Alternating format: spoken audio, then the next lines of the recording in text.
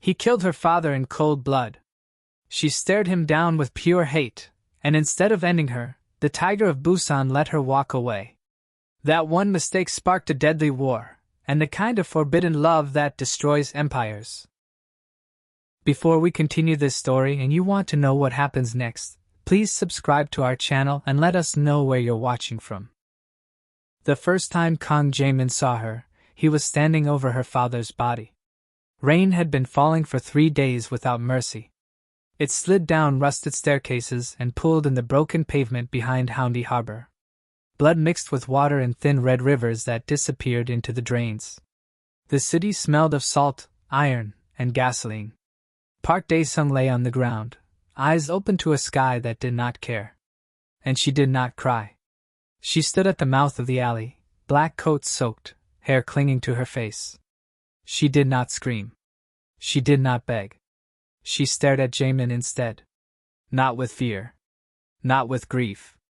With hatred so sharp it felt like a blade resting against his throat. He should have killed her too. He didn't. That was his first mistake. Kang Jae-Min did not inherit power. He took it. Busan's underworld called him the Tiger. Not because he roared. But because he waited. Because he studied. Because he struck only when the kill was certain. He was 32. Cold eyes. Precise movements. No wasted words. His organization, the Biko Syndicate, controlled port access, nightclubs, shipping routes, gambling rings, and corporate shell companies that wore suits by day and carried knives by night. Violence under his rule was clean. Fast. Untraceable. Bodies disappeared. Records vanished. Problems ended. For years, he and Park Dae-sung had coexisted in silent hostility. Dae-sung ruled the inland trade routes. Older. Louder. Proud. A man who believed power should be seen and heard. Jae-Min believed power should be felt. They avoided open war. It was profitable that way. Until one shipment disappeared. Millions in product. Gone between port and highway. Someone had to bleed for it. The warehouse smelled of rust and gasoline. Shadows stretched long between stacked crates. Jae-Min walked in first. No gun drawn. He did not need one. Park Dae-sung stood waiting. "Your men stole from me," Dae-sung said. "You are mistaken," Jae-Min replied. There was no shouting. No dramatic threats. Just inevitability. A signal. A shift in posture. Then gunfire. 27 seconds. That was all it took for years of tension to explode into chaos and collapse into silence. When the echoes faded, Dae-sung was slumped against the steel beam, coughing blood, breath shallow and fading. "Finish it," one of Jae-Min's men whispered. Jae-Min stepped forward. Calm. Certain. He pulled the trigger. And then he heard footsteps. Slow. Measured. Not running. He turned. She stood at the entrance of the warehouse. Rain behind her like a curtain. Eyes identical to her father's. Park Soo-Jin. 24. Graduate student in political science. The public face of her father's legitimate businesses. The clean smile beside dirty money. She had come to warn him. She arrived too late. His men raised their weapons. "Should we?" "No." The word was quiet. But absolute. Soo-Jin's gaze did not break. "You think this ends tonight?" she asked. Her voice did not tremble. "You killed the wrong man." Jae-Min stepped closer. Close enough to see rain resting on her eyelashes. "If you stay in Busan," he said, "you will die." She stepped closer too. "If I leave," she said, "you win." Something shifted in him then. Not guilt. Not pity. Recognition. She was not a victim. She was fire. And fire either burns or spreads. He turned away. Let her go. He expected her to disappear. To run to another country. Another life. She didn't. Within a week, Park-owned businesses reorganized. Lawyers resurfaced. Money moved quietly through channels that had once been silent. Someone was rebuilding. Not loudly. Not emotionally. Strategically.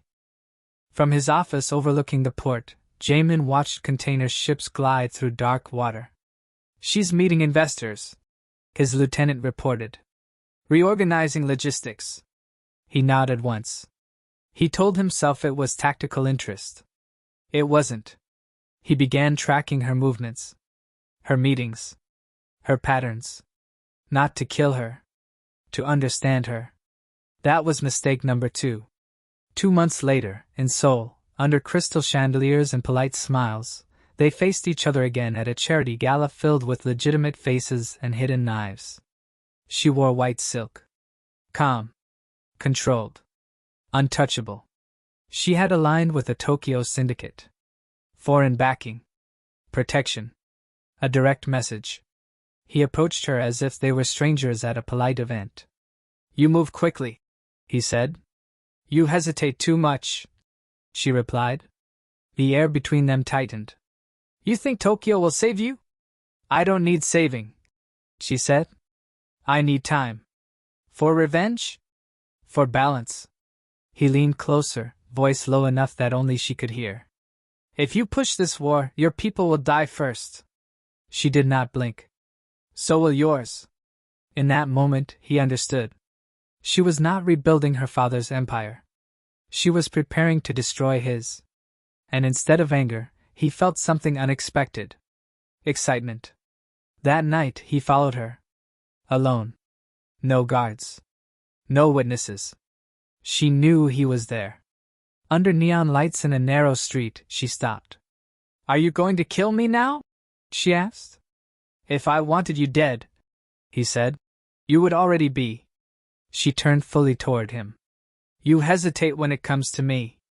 That is not a weakness. It will be." The tension between them felt alive. Dangerous. He reached for her wrist. Not violently. Not gently. "You are playing a dangerous game." Her pulse beat steady beneath his fingers. "So are you." For one suspended second, the world shrank. No syndicates. No revenge. No blood. Just two predators recognizing each other. Then headlights cut through the dark. His men. Her watchers. Reality returned like a blade sliding back into place. He released her. "Leave Busan," he said. She stepped backward, eyes never leaving his. "Make me." 3 days later, one of Jae-Min's senior captains was found dead. Execution style. Clean. Professional. On his desk sat a wooden carving of a white tiger. Beside it, a single silk ribbon. White. The same color she wore at the gala. Jae-Min stood in silence, staring at the ribbon between his fingers. "She wants war," his lieutenant said. Jae-Min's lips curved slowly for the first time in months. He shook his head. "No." He looked toward the harbor lights flickering against the Black Sea. "She wants me."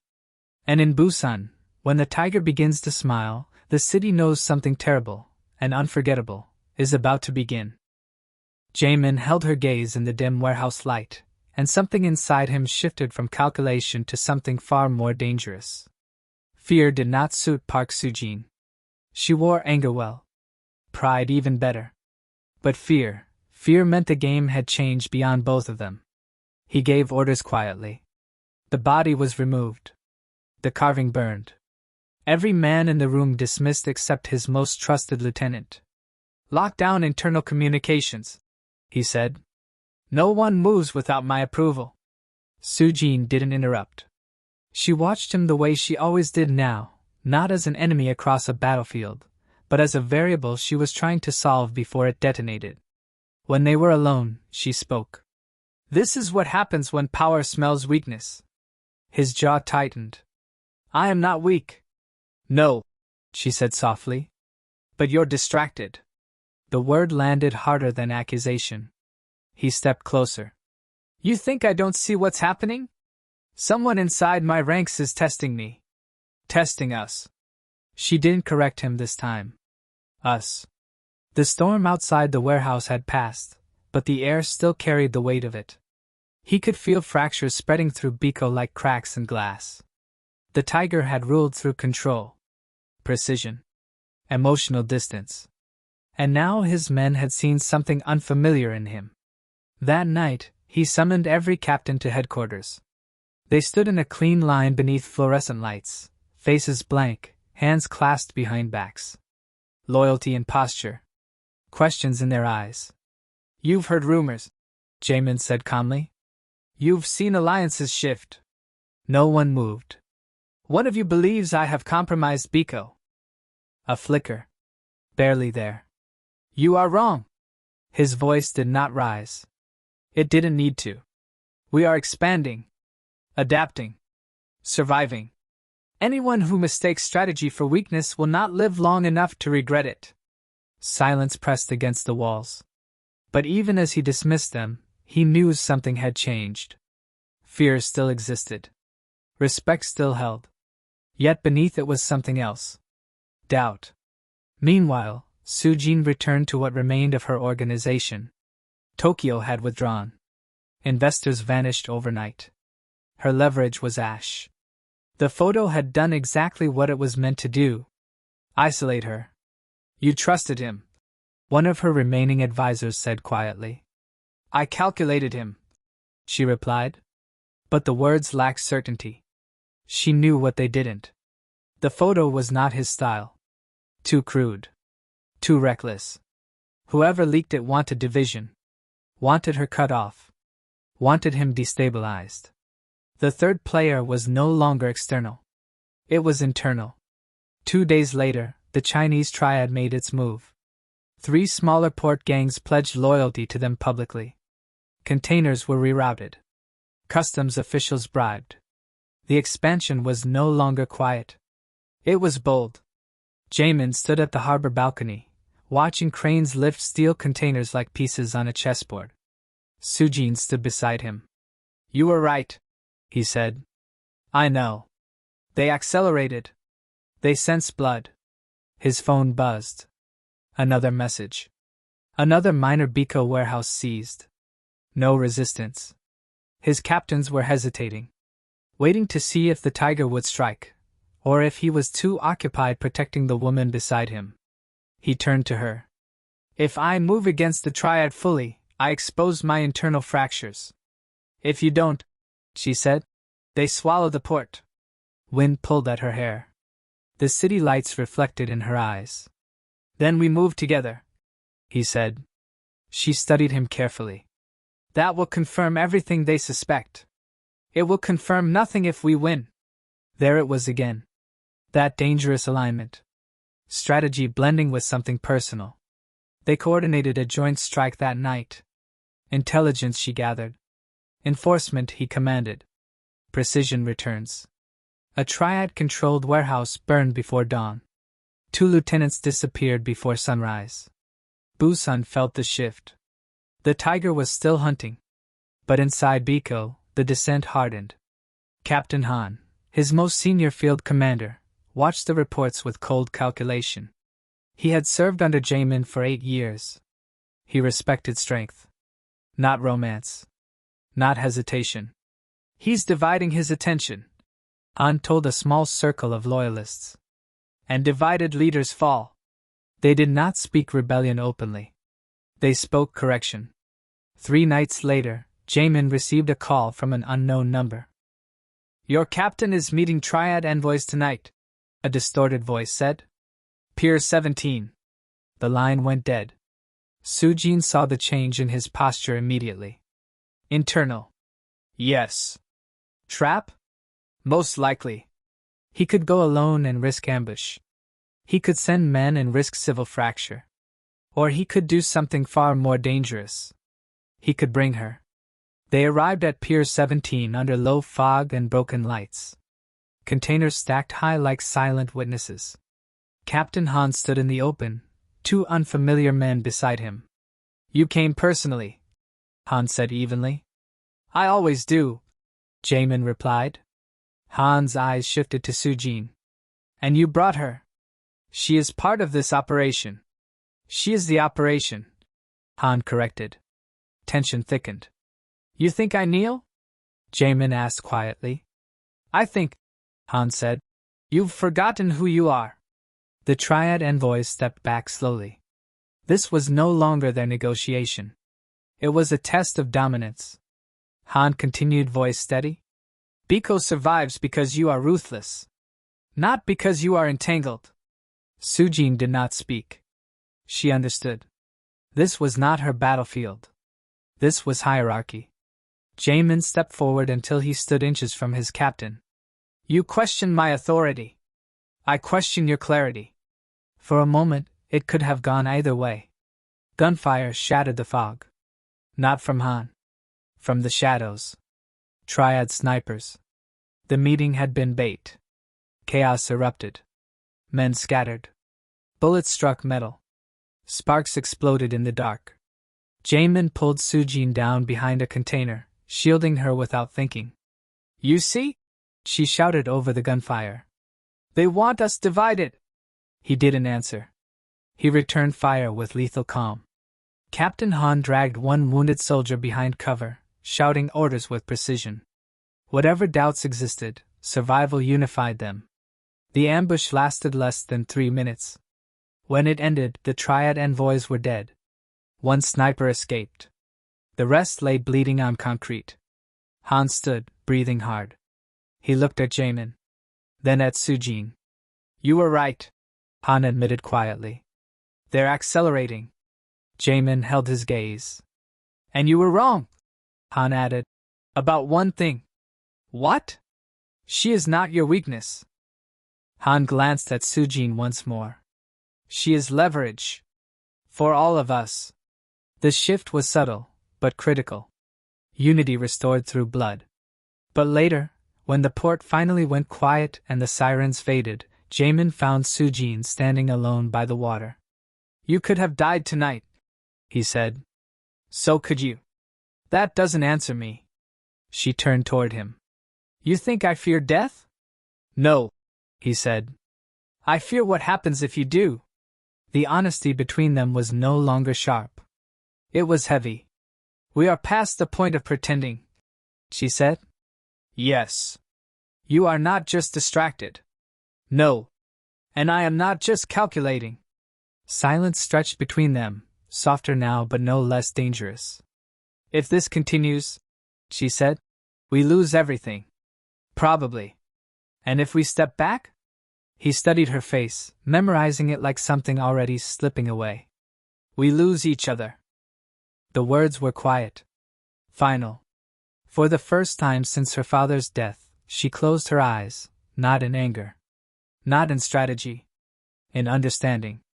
Because the war was no longer about ports, or syndicates, or pride. It was about control. And neither of them had it anymore. The consequence did not end with surrender.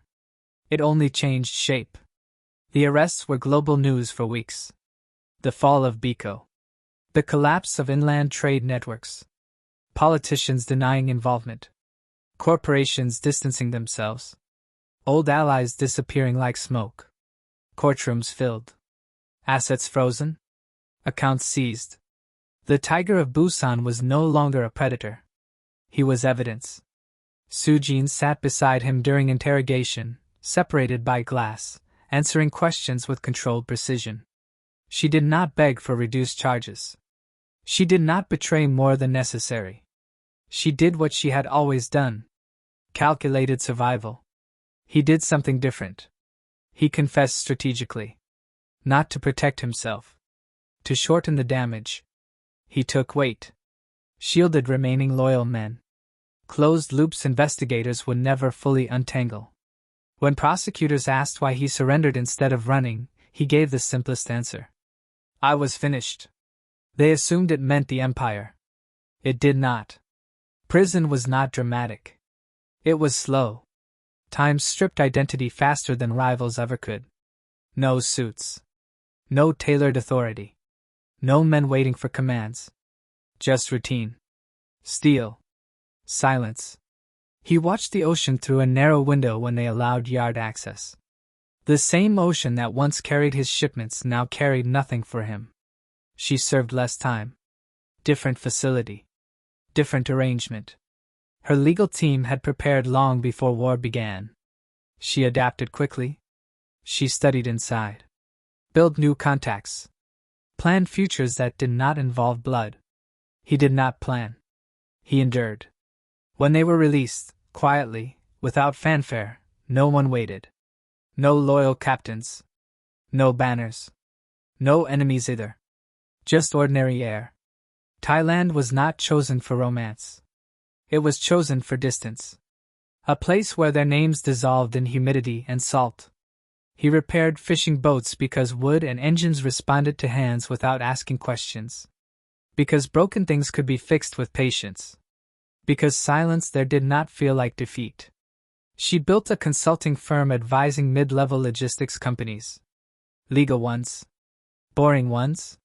She understood supply chains better than most governments. She used that knowledge without bending it toward control. They shared a house because separation felt unnecessary. They slept in the same bed because loneliness felt heavier. But passion did not return. It had burned too hot to survive the collapse. Sometimes, in the early mornings, he would wake before her and study her face the way he once studied rival territory maps. Searching for the fire. It wasn't gone. It was dormant.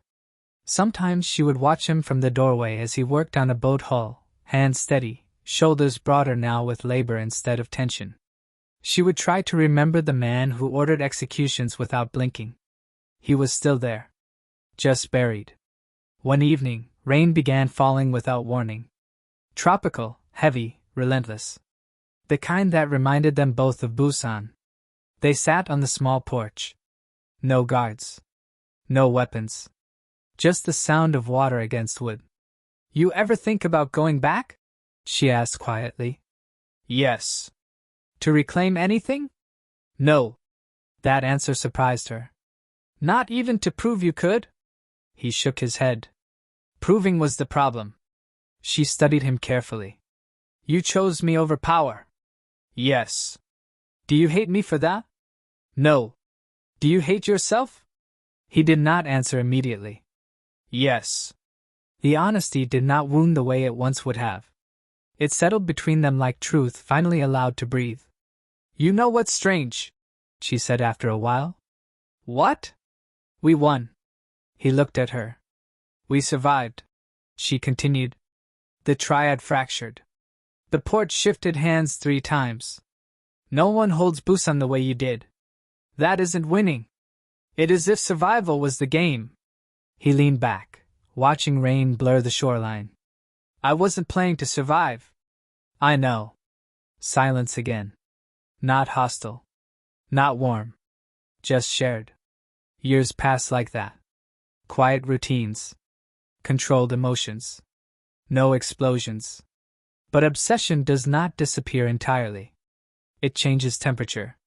One afternoon, a man from Busan appeared at the dock. Younger. Nervous. Respectful. He recognized Jae-Min immediately. "The port is unstable again," the man said carefully. "No leader. Factions fighting. They speak your name." Jae-Min kept sanding the hull of a boat. "They think if you returned, order would return." Soo-Jin stood a few steps away, listening without moving. "I am not that man anymore," Jae-Min replied. The messenger hesitated. "They say the tiger never dies. He waits." The words lingered. After the man left, she approached him slowly. "You felt it," she said. "Yes." "The pull?" "Yes."